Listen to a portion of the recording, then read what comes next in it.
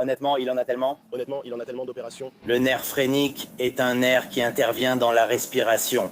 Donc si vous le sectionnez, ce qui est difficile à faire, le médecin... D'accord. Après presque un an, nous obtenons enfin beaucoup plus d'informations dans l'enquête sur la mort de Hulk Hogan, que nous révèlent les images de la caméra corporelle récemment publiée et un rapport de police complet sur ce qui est arrivé à l'icône du catch, et pourquoi sa fille dit-elle qu'il reste encore beaucoup de questions. Bienvenue dans Sidebar présenté par Law & Crime. Je suis Jesse Weber. Nous avons désormais bien plus de détails sur la mort de l'icône du catch Hulk Hogan. Nous avons déjà parlé de cela dans Sidebar, mais maintenant nous avons des vidéos, un rapport de police de 72 pages et surtout une cause officielle du décès. Et voici le point important. Je vais lire le rapport, mais je vais inviter un médecin légiste pour expliquer ce que tout cela signifie, pour que nous puissions le comprendre. Si vous vous souvenez, le 24 juillet 2025, Hulk Hogan, de son vrai nom Terry Gene Bollea, a cessé de respirer chez lui à Clearwater, en Floride. Sa femme, Skydaly Hogan, avait appelé le 911. Elle, un ergothérapeute et une aide-soignante à domicile, lui ont apparemment pratiqué la réanimation cardio-pulmonaire jusqu'à l'arrivée des secours. Mais il est finalement décédé. Et il y avait des questions. Il y avait des questions sur sa mort. Nous en avons discuté sur Sidebar. Si sa mort résultait d'une erreur médicale après une opération du cou, des questions se posent sur son bon état avant son décès et la raison de son arrêt soudain de respiration. Et bien là maintenant, nous avons un rapport principal de 72 pages du service de police de Clearwater, ainsi que 2 nouvelles vidéos. D'accord, cela nous donne un nouvel éclairage. Cela nous apporte de nouvelles informations. Et je veux commencer par les vidéos. Donc nous n'avons jamais vu cela auparavant.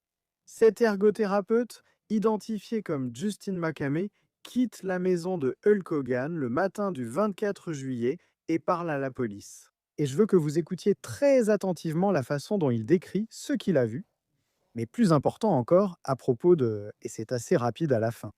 Comment un médecin a pu commettre une erreur? J'ai été témoin de ce qui s'est passé lors de l'opération il y a 1 mois ou 2. Ils ont laissé ce nerf chronique faire tout le système. Je suis ergothérapeute et ça n'avait pas l'air bon. Bonjour, je suis rentré de l'hospitalisation à domicile, je suis ergothérapeute et il montrait très peu de progrès. À peine quelques degrés. Il est resté éveillé toute la nuit Certains des médicaments, les narcotiques. et je reviens dans 1 minute. Je suis revenu à la maison 90. Oui, cela devrait être derrière nous. Pas de mouvement de la poitrine. Essayez ici. Essayez de prendre la tension. Rien. Elle est arrivée. Nous étions isolés ensemble. J'ai immédiatement appelé le 911 par terre. Nous devons le signaler pour correction. Et il respirait, tout simplement. Quand j'ai vu ça, je n'ai pas regardé car ce gaz est trop imposant. Ouais. Prendre le pouls et tout cela est parfois difficile. Quand on s'en est rendu compte, on ne savait pas et on a appelé pour demander de l'aide. Être honnête, je suis surpris que tu aies tenu aussi longtemps. Tu as dit être là depuis 10 minutes, non? Avant qu'il... Ouais, Ici, on parle de 2.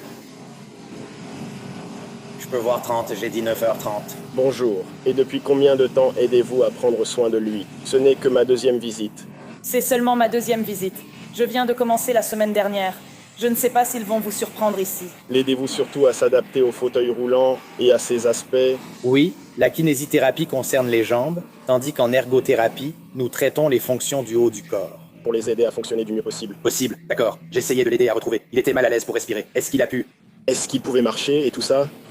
À peine. C'était un transfert pivot. Mais il utilise des urinoirs et ce genre de choses depuis 1 an. Quel est le gros problème en ce moment? Tout. On était genre... Pourquoi est-ce qu'il est un peu... pourquoi il n'a pas pu marcher? Il avait, disons, sectionné le nerf phrénique lors de l'opération. C'était récent? D'accord. Donc il a eu une opération du dos, ou c'était quoi? Oui, c'était le cas. Honnêtement, il a subi tellement d'opérations. Le nerf phrénique est un nerf qui intervient dans la respiration. Donc, si on le sectionne, ce qui est difficile à faire, le docteur, d'accord. Mais ce n'est pas le sujet. Tu comprends? Le docteur a fait une erreur, ce qui a mené à des spéculations sur la mort de Hogan, peut-être causée par une opération ratée. Plus tard d'ailleurs, on a une autre vidéo, des mois après, le 19 novembre 2025. Alors qu'il est dans sa voiture, cet ergothérapeute, un agent s'approche de lui à nouveau pour obtenir des précisions sur, tu sais, cette histoire avec le docteur. Et il semble qu'il nuance un peu ses propos. Je parlais au patron qui veut juste poser une question de plus. Dans la vidéo, tu as parlé du fait que le nerf phrénique, quand il est sectionné, c'est quelque chose de difficile à faire. Je suppose que Ouais, c'est ce que tu supposes? ce n'est pas vraiment mon effort. D'accord, parce qu'en gros, ce qu'on essaie de savoir, c'est comment tu savais pour ce nerf. Désolé, je m'appuie sur ta voiture. Ce nerf est premièrement quelque chose de courant qui peut être blessé lors d'une opération. Et deuxièmement, comment as-tu tiré cette conclusion médicale pour dire ça? Que c'est difficile à faire. Non, Ça ne l'est pas. D'accord. Je suppose, enfin, je ne sais pas. Enfin, je suis d'accord. je veux dire, tu n'es pas neurochirurgien. Pas de problème. Ouais, je l'ai déjà entendu. Tu n'es pas allé à l'école de médecine. Tu as le diplôme pour l'ergothérapie et c'est tout. Rien au-delà de ça, n'est-ce pas? Ouais, D'accord. Désolé de te retenir. Je dois sortir dans le... je comprends ça. Donc, j'ai eu des ennuis avant pour en avoir parlé avant. Eh bien, je pense que ce sera tout. Très bien. Merci, monsieur. C'était intéressant. J'ai écouté l'interview sur le podcast Bubble de Loïs Wondolowski quelques jours après. Je l'ai entendu. Le gars a lui-même évoqué le nerf chronique, disant que ça pouvait être ça. Là, j'étais comme... Je l'ai entendu. Ouais, donc... Je n'aurais pas dû faire ce commentaire, d'accord. Bon, là, tout de suite, il y a beaucoup de bruit. D'accord. Bon, c'est juste. Je deviens juste trop fort pour qu'il puisse m'atteindre. Eh bien, c'est tout aussi important. Donc, très bien. Prends soin de toi. Monsieur. Merci. D'accord pour tous les propriétaires de chats qui ne veut pas un chat heureux et en bonne santé. Leur donner Smalls est la clé. Pourquoi? La plupart des aliments pour chats sont faits avec des ingrédients de remplissage bon marché, des sous-produits de viande et des ingrédients artificiels. Et au final, c'est la santé de votre chat qui en paie le prix. C'est la vérité. Smalls, c'est différent. Leurs recettes utilisent des ingrédients 100% propres à la consommation humaine sans conservateur, comme ceux de votre réfrigérateur. Les chats dépendent en fait des protéines pour leur énergie. Ils ont aussi besoin de beaucoup d'hydratation pour rester en bonne santé et en forme. Et heureusement, Small contient au moins 80% de protéines animales. Leurs ingrédients frais sont cuits doucement pour préserver nutriments, hydratation et saveur. 88% des propriétaires de chats constatent qu'après avoir nourri leur chat avec Smalls, ceux-ci digèrent mieux, ont un pelage plus brillant et plus d'énergie. Les experts en parlent aussi en bien. Forbes a désigné Smalls comme la meilleure nourriture pour chat. Selon BuzzFeed, leur chat l'adore. La santé de votre chat dépend donc de son alimentation. Essayez Smalls, bénéficiez de 60% de réduction sur votre première commande, plus la livraison gratuite et des friandises à vie lorsque vous allez sur small.com/ ou smalls.com/sidebar. Il dit avoir supposé l'avoir obtenu du dossier médical et non d'un médecin ou d'une infirmière. Mais en ce qui concerne ce qui s'est passé, selon les forces de l'ordre, maintenant je veux aller directement au rapport. Je vais vous lire mot à mot. Citation, selon Madame Belaya et Nicolas Belaya, Monsieur Belaya souffrait de nombreuses pathologies, notamment de leucémie, de fibrillation auriculaire, de pneumonie et d'insuffisance rénale. De plus, Monsieur Belaya avait subi de multiples hospitalisations au cours des derniers mois pour une myriade de problèmes de santé. Une déclaration a été obtenue de Madame Belaya et de Nicolas Belaya. Madame Belaya a indiqué que l'ergothérapeute et l'aide-soignante à domicile préparaient déjà la séance de thérapie de Monsieur Belaya pour la journée. Elle a précisé que Monsieur Belaya était assis dans son fauteuil du salon et avait pris un petit déjeuner léger. Pendant que Monsieur McCamey prenait les constantes vitales, elle a remarqué que la poitrine de Monsieur Belaya ne se soulevait plus et a vérifié son état. À ce moment-là, elle et Monsieur McCamey se sont rendus compte qu'il n'avait plus de pouls et Madame Belaya a immédiatement appelé le 911. Les enregistrements des appels au 911 ont été obtenus et ont confirmé les chronologies et les informations fournies par toutes les parties, ainsi que celles données par Madame Belaya à l'opérateur. Les détectives ont procédé à une inspection visuelle du corps de Monsieur Belaya, qui n'a révélé aucun signe de traumatisme ou de blessure.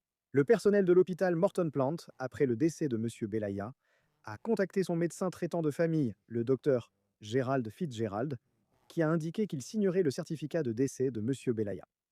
Et en ce qui concerne ce que Hogan aurait traversé, le rapport indique, je cite, « Le sergent Beaver et moi avons alors posé des questions sur les antécédents médicaux de Monsieur Belaya. Madame Belaya a indiqué qu'il avait subi une opération de la colonne vertébrale au niveau du cou environ 6 semaines avant cet incident et a qualifié l'opération de fusion.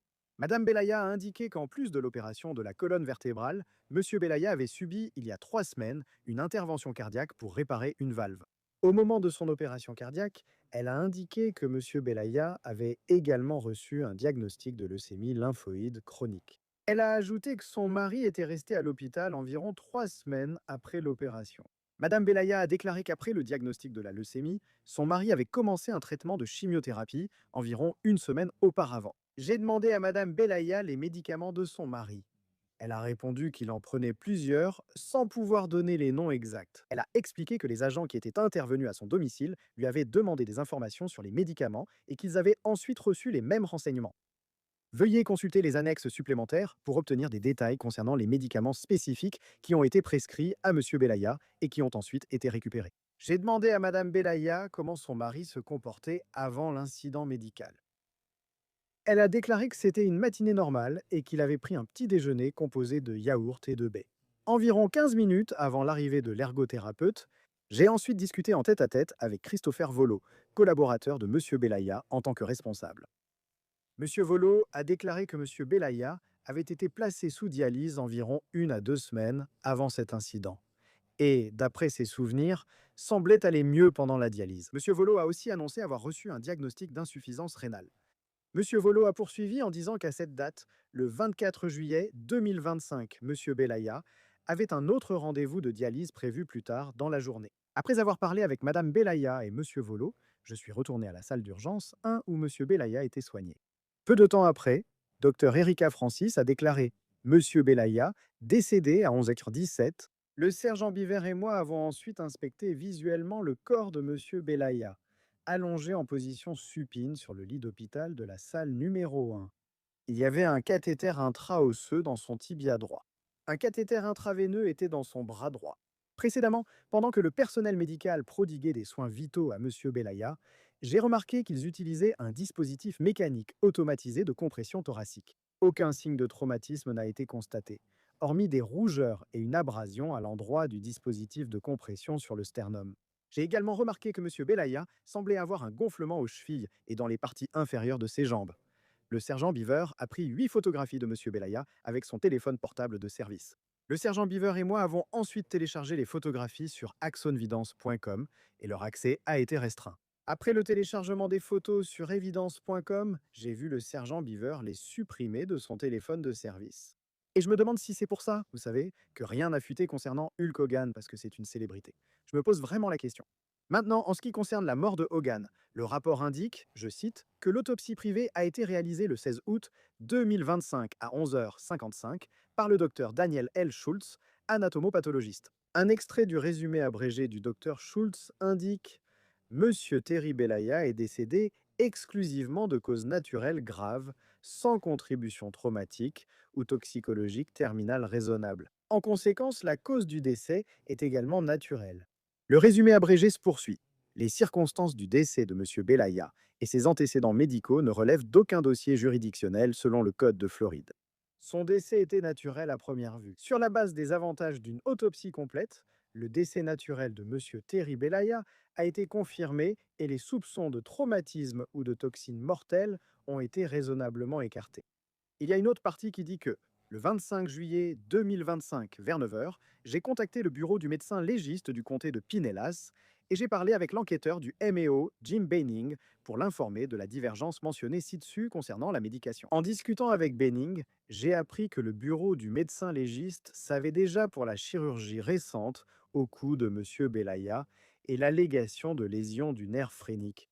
À la fin du rapport, il est écrit, je cite, « Le docteur Fitzgerald a déclaré avoir été informé par le docteur Francis que M. Belaya était arrivé au service des urgences en asystolie et qu'après environ 45 minutes de manœuvre de réanimation sans changement du rythme cardiaque, elle a prononcé le décès de M. Belaya et a demandé au docteur Fitzgerald s'il accepterait de signer le certificat de décès.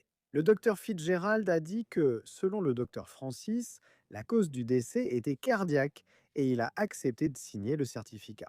Les agents ont ensuite récupéré les médicaments actuellement prescrits à M. Belaya et ont effectué un inventaire des comprimés, ce qui a indiqué que M. Belaya prenait moins de médicaments que ce qui lui avait été prescrit. Le service de police de Clearwater a sollicité l'aide de la DEA afin de déterminer s'il existait des anomalies de prescription concernant des opiacés. La DEA a confirmé qu'il n'y avait eu aucune prescription anormale d'opiacés à M. Belaya par M. Fitzgerald ou par tout autre prescripteur au cours des 6 derniers mois. Lors de l'inventaire des comprimés, les enquêteurs ont découvert que M. Belaya prenait une dose plus faible des opiacés prescrits, ce qui n'est pas cohérent avec une personne souffrant d'une addiction actuelle. De plus, aucun des médicaments collectés par le service de police de Clearwater n'avait été prescrit par le Dr Fitzgerald en raison des allégations faites par M. McCamey indiquant la possibilité qu'une blessure subie par M. Belaya soit une cause proximale potentielle du décès. Des demandes d'assignation ont été faites pour obtenir les dossiers médicaux de M. Belaya auprès de divers prestataires, avec le consentement de Mme Balea. Les assignations ont ensuite été délivrées par le bureau du procureur de l'État, 6e circuit judiciaire, à Morton Plant Hospital, Tampa General Hospital, Visiting Nurses Association et Good Samaritan Hospital. Au cours de plusieurs mois, les résultats ont été reçus de toutes les entités. Un examen des dossiers médicaux a révélé plusieurs diagnostics médicaux, de multiples hospitalisations prolongées et une dégradation de la santé au cours des quelques mois précédant le décès de M. Belaya. Ce qui est cohérent avec les entretiens fournis par Mme Belaya et Nicolas Belaya. Le 27 août 2025, Mme Belaya et Nicolas Belaya ont permis au détective Bieber de consulter les images de vidéosurveillance du domicile datant de la matinée du 24 juillet 2025. La vue de la caméra montrait le salon de la résidence où se trouvait M. Belaya à ce moment-là. Il a fait un arrêt cardiaque devant les agents intervenants et le personnel médical. L'enregistrement a été visionné en personne dans la résidence et il a corroboré les déclarations précédemment faites par Mme Belaya, Mlle Swinton et M. McCamey concernant la série d'événements ayant immédiatement précédé et suivi l'arrêt cardiaque de M. Belaya.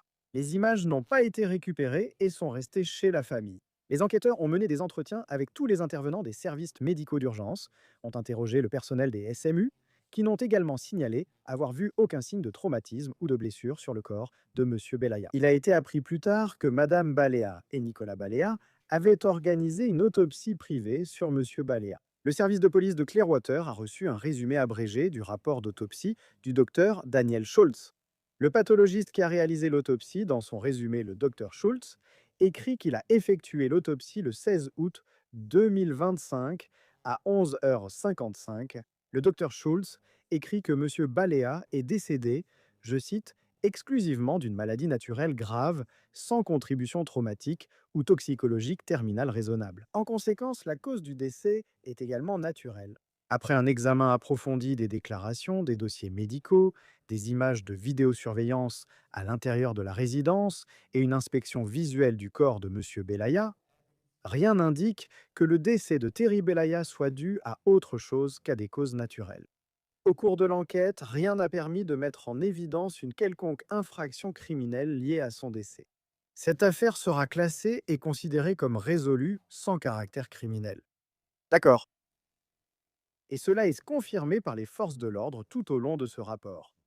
Par exemple, vous avez cette note d'un détective de la division des vols et homicides. Il est écrit, je cite, « Lors de mon examen des dossiers, je n'ai rien observé d'incompatible avec une mort naturelle. » Maintenant, avant d'inviter notre médecin légiste pour éclaircir tout cela, je voudrais parler brièvement de Brooke Hogan, la fille de Hulk Hogan, dont il était apparemment éloigné. Apparemment, ils ne se parlaient plus depuis un certain temps. Il semblerait aussi qu'elle ne figurait pas dans son testament.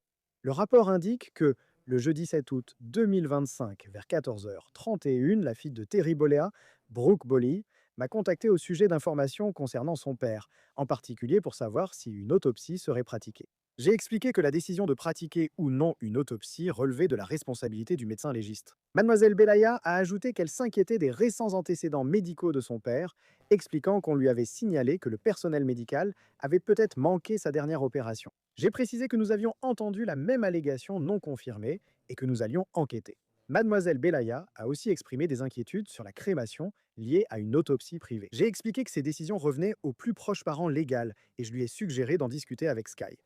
Mademoiselle Belaya m'a remercié d'avoir pris son appel et de l'avoir aidé autant que possible. Avant de terminer l'appel, Mademoiselle Belaya a demandé s'il existait des analyses de laboratoire disponibles concernant le décès de son père. J'ai dit que je transmettrais les numéros du service juridique de l'hôpital Morton Plant, présenté mes condoléances pour la perte de son père et mis fin à l'appel. Aux alentours de 15h50, j'ai fourni à Mademoiselle Belaya les numéros de téléphone suivants du service juridique de l'hôpital Morton Plant, y compris ceux de leur service d'aide juridique. Il y a une autre partie qui dit Le mardi 21 août 2025 vers 14h, 16, un contact a été établi avec mademoiselle Belaya pour lui demander si elle serait en mesure de se présenter en personne au service de police de Clearwater afin de discuter de l'état d'avancement de l'enquête et de clarifier certaines spéculations circulant dans le public. Mademoiselle Belaya a précisé qu'elle ne serait pas disponible avant novembre en raison d'engagements anciens. J'ai indiqué qu'il nous semblait pertinent de lui communiquer les faits de l'affaire. Elle l'a admis mais a répété qu'elle ne pouvait pas se rendre disponible pour une rencontre. Aux environs de 16h01, mademoiselle Belaya m'a recontacté indiquant qu'elle avait réfléchi à la possibilité de venir parler avec les enquêteurs. En faisant référence au rapport, aux enregistrements audio et aux images de la caméra piéton avant la clôture de l'affaire et avant que le public et les médias n'obtiennent ces informations, elle a déclaré qu'elle essayait d'organiser quelque chose pour la semaine suivante. Elle avait quelques questions de suivi concernant la décision du bureau du médecin légiste de ne pas pratiquer d'autopsie, des questions sur la façon dont les enquêtes sur les décès sont menées du côté des forces de l'ordre, ainsi que d'autres questions concernant la possibilité de voir son père. Elle a également déclaré qu'elle était préoccupée par l'autopsie demandée par la famille, indiquant qu'elle n'était pas convaincue qu'elle serait ou avait été réalisée correctement. J'ai réitéré à mademoiselle Belaya que ce processus était complètement en dehors du cadre de notre enquête et relevait entièrement de la décision du plus proche parent légal. Maintenant, je devrais vous dire cela. Le service de police de Clearwater a félicité la famille de Hulk Hogan, y compris Sky, ses enfants, Nick et Brooke. L'avocat Kevin Hazlett, pour l'heure, je cite, volonté de permettre à nos enquêteurs d'accéder à des informations très personnelles à un moment où ils étaient en deuil et en difficulté. Ils ont ajouté que c'était, je cite, extrêmement utile. Voilà le point.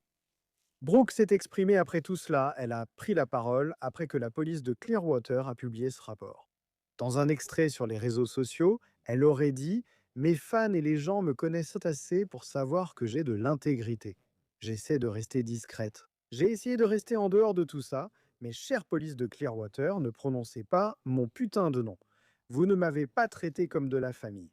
Vous ne m'avez pas aidé. Vous ne m'avez pas contacté comme vous auriez dû le faire. J'ai peut-être perdu mes privilèges pour ne pas avoir assisté à des funérailles que mon père refusait. Peut-être que je ne voulais pas voir mon père exhibé comme un poney de spectacle, maquillé, sentant le formol. Désolé, ce n'est pas ce que mon père voulait. Désolé de ne pas avoir voulu gérer tous ces gens louches autour d'elle. J'imagine que ça fait de moi quelqu'un qui n'est plus sa fille, ni l'égal de Nick. Je suppose que ça veut dire que je ne peux obtenir aucune réponse. Et Brooke aurait partagé un autre extrait sur X en disant ceci. C'est moi qui ai demandé l'autopsie. J'ai proposé de la payer, mais à la place, ils vont faire les gentils. Non, non, on va s'en occuper. Pourquoi l'autopsie n'apparaît-elle pas sur le certificat de décès final? Est-ce parce qu'elle contredit votre version? J'ai demandé ce document, mais personne ne me le donne, ni ne me dit simplement « Brooke, tais-toi, le voici ». Au contraire, personne ne dit de ne rien révéler parce qu'il y aurait quelque chose de compromettant ou d'embarrassant pour papa. Personne ne dit rien de ce genre. Et elle a dit qu'une autopsie privée avait été réalisée, qu'elle n'était pas autorisée à voir les résultats. Elle a remis en question certaines choses.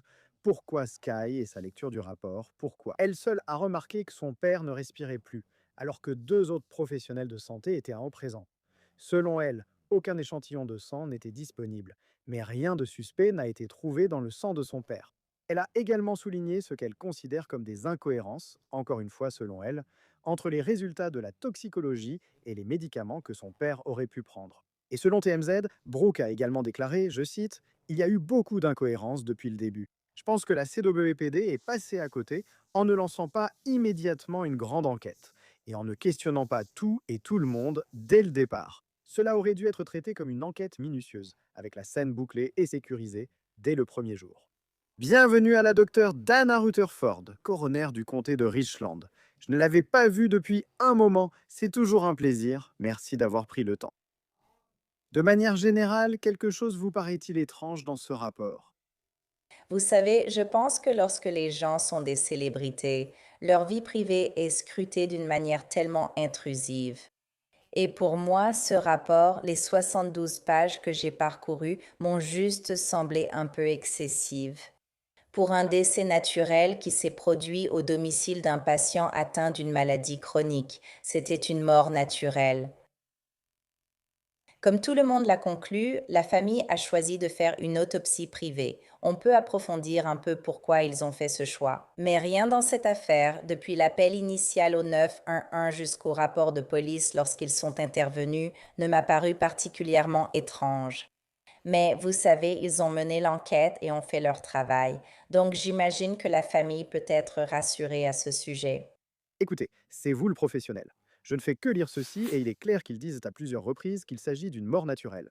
Comment savent-ils que c'est une mort naturelle? Je regarde ça et j'essaie de comprendre. Alors qu'est-ce que ça veut dire que c'est une mort naturelle? Comment exactement Hulk Hogan est-il mort? Alors, commençons par expliquer à notre public ce que signifie réellement la notion de mode de décès. La cause du décès est la raison médicale pour laquelle le cœur et les poumons cessent de fonctionner. Le mode de décès, c'est la façon dont cela se produit. Il n'y en a que 5 parmi lesquels choisir. Et j'aime apprendre aux gens cet acronyme, NASHU. Vous avez naturel, accidentel, suicide, homicide et indéterminé. Il n'y a que 5 modes de décès parmi lesquels vous pouvez choisir. Donc, quand on regarde le contexte de cette affaire, voici une personne qui avait des problèmes de santé chroniques. Il avait une insuffisance rénale, il avait une leucémie, il avait une fibrillation auriculaire. Il avait toutes ces choses qui auraient pu causer sa mort à n'importe quel moment. La fibrillation auriculaire à elle seule, avec ce rythme cardiaque anormal qu'il avait, aurait pu le tuer à n'importe quel moment. Il aurait pu simplement regarder la télévision et mourir si son cœur avait raté assez de battements. Donc, il avait des problèmes de santé chroniques qui auraient pu le tuer à tout moment. Encore une fois, quand nous examinons le corps, nous regardons les antécédents médicaux. L'une des questions qu'on se pose, c'est qu'est-ce qui s'est passé ici qui aurait pu éventuellement causer sa mort? En dehors de l'application, en l'absence de traumatisme, sans blessure, sans chute récente, quand nous parlons de leucémie et du fait qu'il pourrait avoir une tendance à saigner très facilement, une légère chute aurait pu lui provoquer un hématome sous-dural, vous savez, ou une hémorragie sous-durale qui aurait pu causer sa mort. Mais il n'avait rien de tout cela. Donc, je ne suis pas sûre de pourquoi ils ont mené une enquête aussi poussée, mais je comprends aussi que la famille ait pu vouloir plus de réponses. L'examen toxicologique peut nous donner ces réponses. On peut en discuter si tu veux. Parlons-en ensuite, parce que d'abord, je pense qu'ils devaient publier cela. Je crois qu'ils ont mené une enquête approfondie, comme j'espère qu'ils le font toujours, mais il y avait de nombreuses spéculations sur Hulk Hogan, notamment sur sa mort. Qu'as-tu retenu de la toxicologie? Donc, la toxicologie a simplement montré qu'il ne prenait même pas les médicaments opioïdes qui lui avaient été prescrits d'une manière qui aurait pu indiquer une addiction. Et donc, quand on regarde les ordonnances, on regarde qui les a prescrites, à quelle fréquence elles ont été prescrites. Nous pouvons en fait générer ce qu'on appelle un rapport de prescription et recevoir des informations qui sont envoyées à la DEA concernant les prescripteurs, leurs habitudes et leurs tendances en matière de prescription de médicaments opioïdes. Et donc, rien de tout cela n'était incohérent d'après les 72 pages que j'ai lues. En fait, il prenait ces médicaments d'une manière qui montrait qu'il ne les utilisait qu'en cas de besoin, PRN. Il ne le prenait pas comme prescrit. Encore une fois, il se sous-dosait, ce qui me laisse penser qu'il se rapprochait probablement de la mort. Plus on se rapproche de la mort, parfois on a moins besoin de ces médicaments contre la douleur, et il ne les utilisait tout simplement pas. Je comprends que lorsque des personnes ont un passé de consommation de drogue, les gens pensent qu'elles rechutent et qu'elles recommencent peut-être à consommer ou qu'il y a peut-être un problème à ce niveau-là. Mais on ne peut pas reprocher à quelqu'un son passé. Nous pouvons utiliser le passé pour éclairer notre enquête, mais nous ne devrions pas partir du principe que c'est forcément ce qui s'est passé. Et sa toxicologie n'a rien révélé de suspect. Elle n'a montré aucun poison ni aucune substance qui aurait contribué à sa mort. Qu'en est-il de toute cette discussion sur le nerf phrénique? J'ai diffusé tout à l'heure l'extrait concernant l'ergothérapeute. D'après le rapport et d'après ce que j'ai dit, il semble que le médecin légiste était au courant de la situation concernant le nerf phrénique. Mais d'après ce que je vois, et dites-moi si je me trompe, et j'ai vu que vous avez détourné le regard, il ne semble pas que ce nerf phrénique ait contribué à sa mort d'une quelconque manière, n'est-ce pas? Non, ce n'est pas le cas. Et encore une fois, c'est tout un... Même si ce nerf contrôle la respiration. N'est-ce pas? Il contrôle la respiration? Oui, mais il avait aussi tellement d'autres problèmes de santé. Prenons simplement l'insuffisance rénale, par exemple. Vous avez une fonction rénale diminuée. Elle ne filtre pas les toxines comme elle le ferait normalement. Donc, vous accumulez ces toxines dans votre organisme. Vous ne pouvez pas les éliminer, peu importe les efforts de votre corps, à moins de mettre quelqu'un sous dialyse. Il avait une leucémie, ce qui contribue aussi à la faiblesse, à la fatigue, à un état général d'épuisement. Cela les rend plus sensibles aux infections.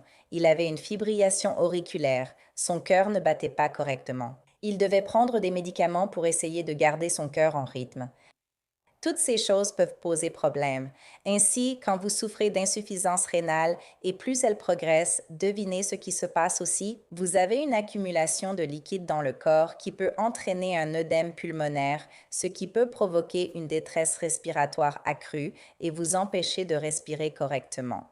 Il est possible que vous ne respiriez pas assez pour survivre. Je comprends donc l'intérêt pour la lésion du nerf phrénique. Encore une fois, je pense que c'était intelligent et prudent de la part de la famille de demander une autopsie indépendante, car le médecin légiste ne voyait pas l'intérêt de faire une autopsie, ce qui devrait vous faire comprendre que personne ne pensait qu'il y avait quoi que ce soit de criminel ici.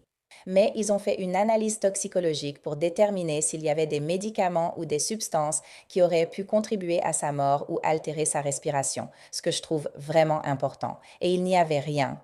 Donc, encore une fois, lésion du nerf phrénique, d'accord, mais ce n'est pas la cause du décès ici.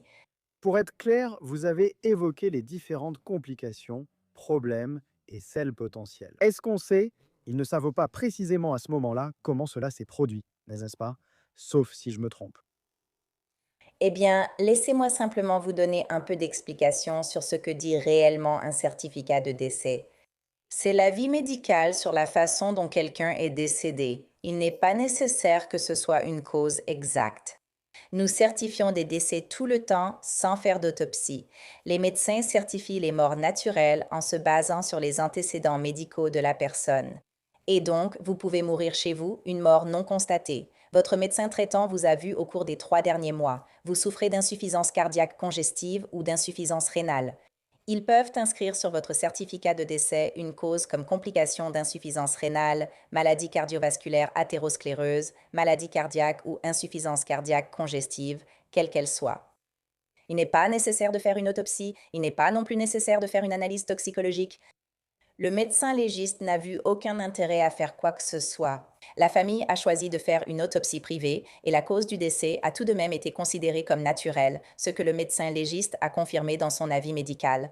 Il a effectué un examen externe de ce corps pour rechercher des signes de blessure, pour rechercher des signes de traumatisme. Il n'y en avait pas. Ils ont examiné le rapport toxicologique. Et encore une fois, rien n'indiquait qu'il avait quoi que ce soit dans son organisme qui ait contribué à sa mort.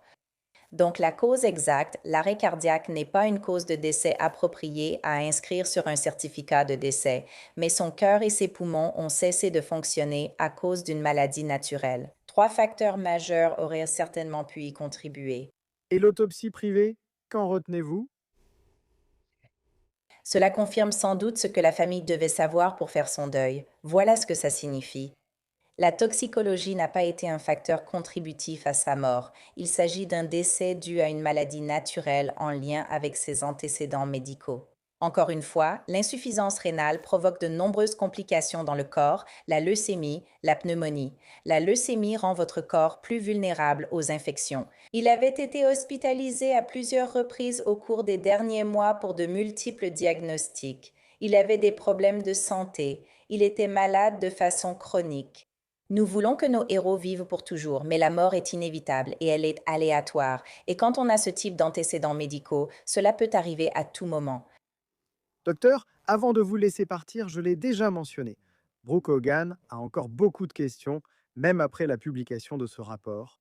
Des questions sur le sang, des questions sur la toxicologie, des questions sur l'enquête. Je sais que vous avez vu certains de ces commentaires. Qu'en pensez-vous? Je pense que Brooke Hogan est en deuil. Et je pense que quand on est en deuil, on cherche n'importe quelle réponse. On cherche à blâmer quelqu'un.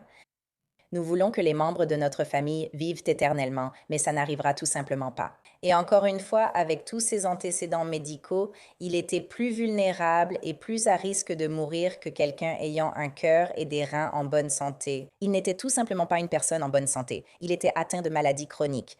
Et je pense que Brooke, dans toutes ces remises en question de la police, quand j'ai lu ce rapport de 72 pages, je ne connais pas ces agents. Je n'ai pas de relation avec le médecin légiste en Floride pour parler en leur nom. Ils ne me connaissent pas. Je vous le dis, c'était une enquête approfondie, à mon avis, de leur résumé jusqu'aux déclarations détaillées des témoins. Rien n'a été négligé dans cette affaire. Aucune incohérence, selon vous. Non, aucune, parce que, encore une fois, cela a été considéré comme une mort naturelle dès le début. Maintenant, le fait qu'ils soient allés plus loin, qu'ils aient examiné les déclarations des témoins et qu'ils aient dit d'accord, voyons les images vidéo. S'ils avaient vu quoi que ce soit sur ces images vidéo qui auraient été ne serait-ce qu'un peu suspect, ils auraient saisi cette vidéo, ils auraient réinterrogé les témoins, ils auraient procédé à une arrestation s'ils avaient estimé que quelqu'un le négligeait, ce que Brooke semble indiquer. 2 professionnels de santé étaient présents, mais géraient aussi d'autres soins et préparaient diverses choses. Il n'y a aucune raison pour que quelqu'un soit assis à côté de lui 24 heures sur 24 à le regarder pendant qu'il regarde la télévision et prend son petit déjeuner. Je ne vois aucun signe de faute professionnelle ou d'acte répréhensible dans ce cas. Je pense que Brooke est en deuil. Docteur, merci d'avoir clarifié cela. Je lis et j'essaie de comprendre, comme nos téléspectateurs. Nous avons beaucoup de chance de vous avoir. Merci beaucoup, docteur Nada Rutherford. Ravi de vous voir. Avec plaisir, merci beaucoup. Très bien, c'est tout ce que nous avons pour vous pour l'instant ici sur Sidebar. Tout le monde, merci beaucoup de nous avoir rejoints. Et comme toujours, veuillez vous abonner sur YouTube, Apple Podcast, Spotify ou partout où vous écoutez vos podcasts. Retrouvez-nous sur Peacock de NBC, suivez-moi sur X, Instagram ou mon émission Jesse Weber Live sur News Nation du lundi au vendredi à 23 h, heure de l'Est. À bientôt à tous.